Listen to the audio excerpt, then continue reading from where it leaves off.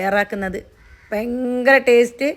അകല നല്ല ജ്യൂസ് പോലെയും പുറമെല്ലാം നല്ല കറുമുറു അങ്ങനത്തെ ഒരു കോഴി കാച്ചിയാണ് ഞാൻ നിങ്ങൾക്ക് കാണിച്ചു തരുന്നത്. അപ്പോൾ ഇതിന് വേണ്ടിയിട്ട് ഒരു കോഴി നല്ലപോലെ കൈയിട്ട് വൃത്തിയാക്കിയിട്ട് വെള്ളമെല്ലാം വാർത്തിയിട്ട് ഞാൻ എടുത്തിട്ടുണ്ട്.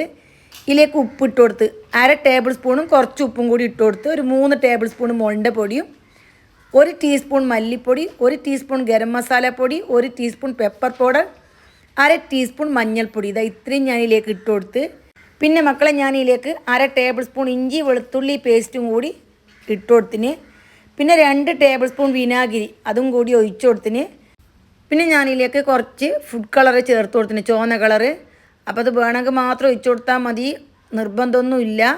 പിന്നെ 1/4 കപ്പ് തൈര്, അതായത് 4 table spoon, 2 table spoon kasuri methi. അപ്പോൾ അത് തീർച്ചയായിട്ടും ഇട്ട് കൊടുക്കണം. ഈ കോഴി കാച്ചൻ്റെ ടേസ്റ്റ് മൊത്തത്തിൽ മാറ്റിയെടുക്കുന്നത് ഈ കസൂരി മേത്തിയാണ്. 2 ടേബിൾ സ്പൂൺ ഇട്ടിട്ട് നല്ലോണം മിക്സ് ആക്കിയിട്ട് എടുക്കണം. ഇപ്പം നല്ല പാങ്ങല മിക്സാക്കിയിട്ട് വെച്ചിട്ടുണ്ട്. ഇനി കുറച്ച് കറിച്ചപ്പലയും കൂടി ഞാൻ ഇട്ട് കൊടുക്കുന്നുണ്ട്. ഇനി കറിച്ചപ്പലിൽ ഇട്ടിട്ട് മിക്സ് ആക്കിയിട്ട് നമുക്കിത് എന്താക്കണം, റെസ്റ്റ് ചെയ്യാൻ വേണ്ടിയിട്ട് മാറ്റി വെക്കണം.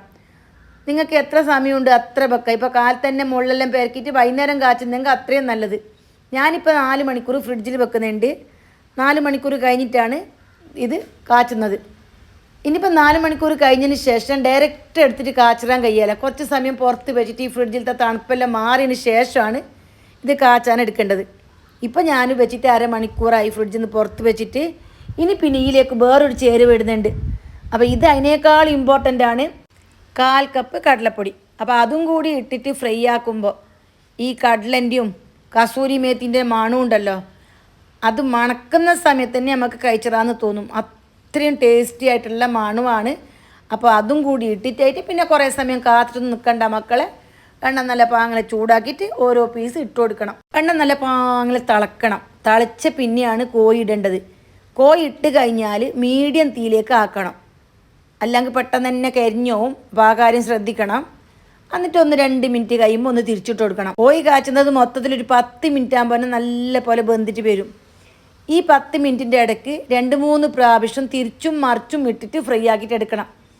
അപ്പോൾ അങ്ങനെയാകുമ്പോൾ എന്താവും, പുറമെല്ലാം നല്ല ക്രിസ്പി ആയിട്ടുണ്ടാവും, ഉള്ളു നല്ലോണം ഉണങ്ങിയല്ല നല്ല ജ്യൂസ് ഉണ്ടാവും. അപ്പോൾ അങ്ങനെയാണ് ഈ കോഴിയെല്ലാം കാച്ചിട്ട് എടുക്കേണ്ടത്. നമുക്ക് നല്ലപോലെ പൊരിഞ്ഞ് വന്നിട്ടാകുമ്പോൾ എണ്ണന്ന് എടുക്കണം. എന്നിട്ട് ബാക്കിയുള്ളതും കൂടിയിട്ട് ഫ്രൈ ആക്കിയിട്ട് എടുക്കണം. അപ്പോൾ നിങ്ങൾക്കൊരു കരിഞ്ഞ പോലെയെല്ലാം കാണുന്നുണ്ട്, അത് അവിടെ അടുപ്പിൻ്റെ അടുത്ത് വെളിയിലായിട്ട്.